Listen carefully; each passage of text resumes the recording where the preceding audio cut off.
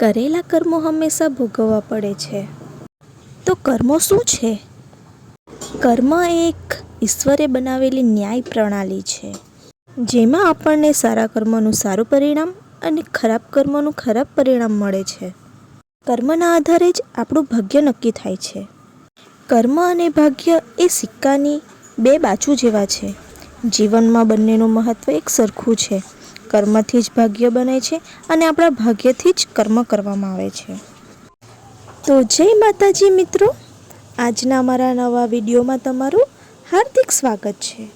હાલ ગાજર માર્કેટમાં ખૂબ જ પુષ્કળ પ્રમાણમાં અને સસ્તી મળી રહી છે, તેથી હું પણ ગાજર લઈ આવી છું, જેનો હું આજે હલવો બનાવીશ. તો મિત્રો, ચેનલ પર નવા હો તો મારી આ ચેનલને સબસ્ક્રાઈબ કરી લેજો અને વિડીયોમાં છેલ્લે સુધી બન્યા રહેજો. તો મિત્રો, ગાજરનો હલવો બનાવવા માટે મેં 1 કિલો ગાજર લીધા છે, 1 લીટર દૂધ લીધું છે, 1 બાઉલ ખાંડ છે, બીજા ડ્રાય ફ્રૂટ્સ છે લીધા, કાજુ, બદામ, મગજતરીના બી, સૂકી દ્રાક્ષ અને આ છે એલાયચીનો પાવડર, અને 1 લીંબુ લીધું છે, જેમાં આપણે અડધું દૂધ જે છે તે આપણે ફાડીને તેનો માવો તૈયાર કરીશું. તો સૌથી પહેલાં આપણે બધી ગાજરને સાફ કરી લઈશું.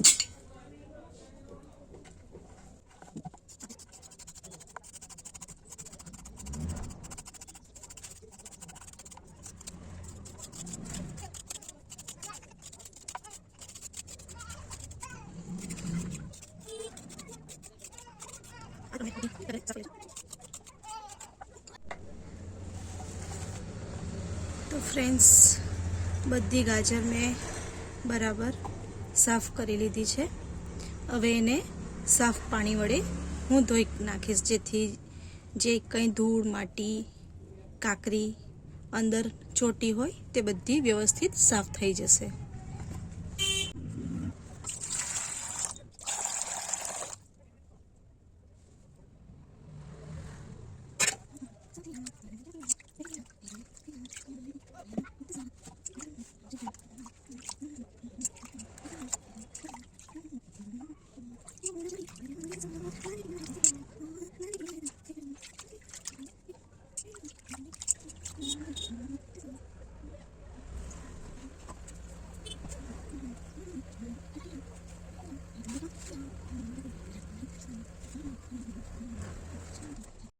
તો ફ્રેન્ડ્સ, ગાજરને મેં બધી ધોઈ નાખી છે અને તેને કપડાં વડે કોરી કરી નાખી છે.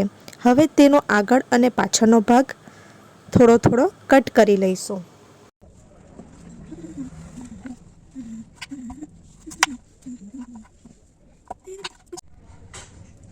હવે મિત્રો, આ ગાજરને આપણે છીણી વડે છીણી લઈશું.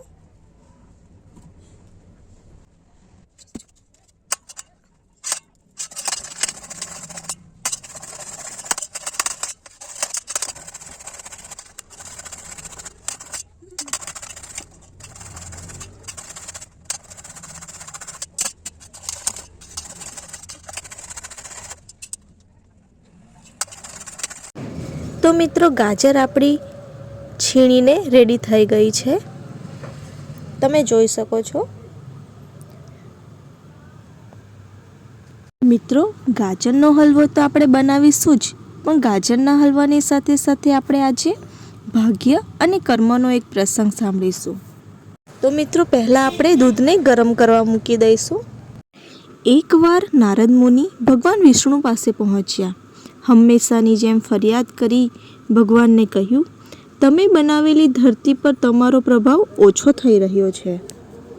જે લોકો ધર્મ અને સચ્ચાઈના માર્ગે ચાલી રહ્યા છે તેમનું તો ભલું થતું જ નથી, અને કપટી અને દુષ્ટ લોકો ખરાબ રસ્તે ચાલીને દરરોજ પ્રગતિ કરે છે. ત્યારે ભગવાન વિષ્ણુએ કહ્યું, એ તો બધા નસીબના ખેલ છે. નારદજી છતાંય માન્યા નહીં અને દલીલો કરવા લાગ્યા. તેમણે પૃથ્વી પર શું થાય તે જોયું છે. ભગવાને કહ્યું, સારું, એવી કોઈ ઘટના કહો જે તમારી વાત પુરવાર થતી હોય. તો મિત્રો, નારદ મુનિએ શું જવાબ આપ્યો તે આપણે પછીથી સાંભળીશું. પહેલાં આપણે દૂધ ફાટી ગયું છે તો તેને ફટાફટ એક સાફ કપડાં વડે ગાળી લઈશું અને તેનો માવો બરાબર ધોઈને મૂકી દઈશું. દૂધનો માવો આપણો બનીને રેડી થઈ ગયો છે. તો મિત્રો, એક કઢાઈમાં 1 ચમચી ઘી ઉમેરીને જે બધા ડ્રાયફ્રૂટ્સ છે તેને આપણે શેકી લઈશું. વારાફરતી બધા શેકીને ડીશમાં લઈ લઈશું. હવે ગાજર આપણે જે ક્રશ કરી લીધી છે તેને કઢાઈમાં 2 ચમચી ઘી ઉમેરીને મિક્સ કરી લઈશું અને તેમાં દૂધ ઉમેરીને ઢાંકણ વડે ઢાંકી ચડવા દઈશું. ગાજર બરાબર બફાઈ જાય ત્યાં સુધી આપણે આગળની સ્ટોરીને કન્ટિન્યુ કરીશું. તો નારદજીએ પોતાની વાતને પુરવાર કરતાં જણાવ્યું કે હું હમણાં એક જંગલમાંથી આવ્યો. ત્યાં એક ગાય દલદલમાં ફસાઈ ગઈ હતી, પરંતુ તેને બચાવવા માટે ત્યાં કોઈ નહોતું. એ જ સમયે એક ચોર ત્યાંથી પસાર થયો અને ગાયનો સહારો લઈને તેના પર ચડીને દલદલમાંથી બહાર નીકળીને જતો રહ્યો અને આગળ જઈને ચોરને સોના ભરેલો સિક્કાનો થેલો મળ્યો અને એક સાધુ વૃદ્ધ હોવા છતાં ગાયને બચાવી, છતાં તેને આગળ જઈને કૂવામાં પડી ગયો અને તેનું મૃત્યુ થયું. હવે કહો, શું આ ન્યાય કહેવાય? નારદ મુનિની વાત સાંભળીને ભગવાને કહ્યું, હે ઋષિ નારદ, જે થયું તે બરાબર થયું છે. ચોરનું નસીબ પહેલાંથી જ લખાયેલું હતું. તેના નસીબમાં મહેલ લખ્યો હતો, પરંતુ ગાય સાથે જે કર્યું તેના કારણે તેના કર્મો બગડ્યા અને માત્ર તેને એક સોનાના સિક્કાનો થેલો જ મળ્યો. સાધુ ખૂબ જ વૃદ્ધ હતો અને તેનું મૃત્યુ નજીક હતું. ગાયને બચાવીને તેણે પુણ્યનું કાર્ય કર્યું, તેથી તે નાનકડી ઈજાથી મૃત્યુ પામ્યો. વધારે પીડા સહન કરવા ન પડી. નારદ મુનિને ભગવાનની વાત સાંભળીને સંતોષ થયો અને તેમને સમજાઈ ગયું કે કર્મ સારા હોય તો ભાગ્ય બદલી શકાય. તો મિત્રો, તમે જોઈ શકો છો કે ગાજરના હલવામાંથી પાણી પણ પ્રોપર બળી ગયું છે. હવે આ સ્ટેજ પર આપણે તેમાં ખાંડ ઉમેરીશું અને બરાબર મિક્સ કરી લઈશું અને ખાંડનું પાણી પણ બરાબર સુકાઈ જાય ત્યાં સુધી તેને સતત ચલેથા વડે ચલાવતા રહીશું. તો મિત્રો, તમે જોઈ શકો છો ગાજરના હલવામાં કેટલો સરસ લાલ કલર આવ્યો છે અને ખાંડનું પાણી પણ સંપૂર્ણપણે સુકાઈ ગયું છે અને હલવામાંથી ઘી પણ છૂટું પડવા લાગ્યું છે.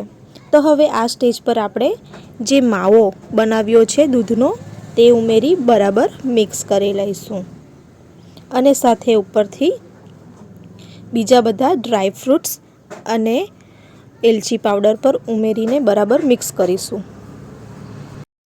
તો મિત્રો, આ સાથે આપણો ગાજરનો હલવો બનીને રેડી થઈ ગયો છે. એકદમ ગરમા ગરમ સૌને ભાવે એવો આપણો ગાજરનો હલવો સર્વ કરીશું આપણે. સાથે મનપસંદ ડ્રાયફ્રૂટ્સ ઉમેરીને હલવાને ગાર્નિશ કરીશું.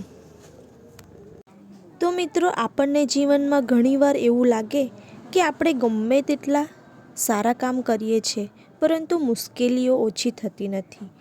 પણ આપણે એ વિચારતા જ નથી કે ઈશ્વર આપણને નાની નાની તકલીફો આપી મોટી મોટી તકલીફોમાંથી ઉગારી લેતા હોય છે. માટે જ કહેવાય છે કે જેવું વાવીએ તેવું ઉગે. તો મિત્રો, તમને મારા આ ગાજરના હલવાની સાથે આ કર્મભાગ્યની સ્ટોરી કેવી લાગી કમેન્ટમાં જરૂરથી લખજો અને જો વિડીયો પસંદ આવ્યો હોય તો તમારા મિત્રો જોડે જરૂરથી શેર કરજો. હવે મળીશું નેક્સ્ટ વિડીયોમાં. જય માતાજી, હર હર મહાદેવ.